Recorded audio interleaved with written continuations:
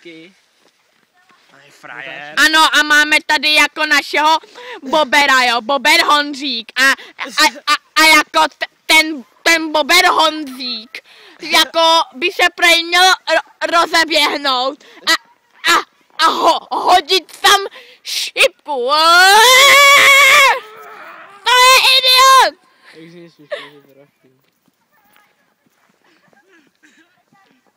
Čumte na něj! To nebyl!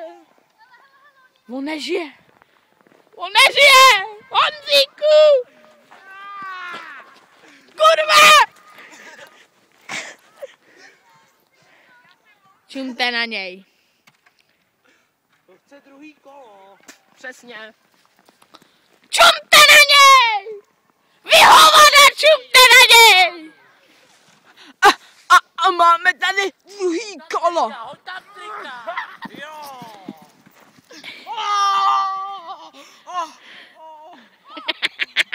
Jak je celý bílej, vole! Jak od mouchy, debil!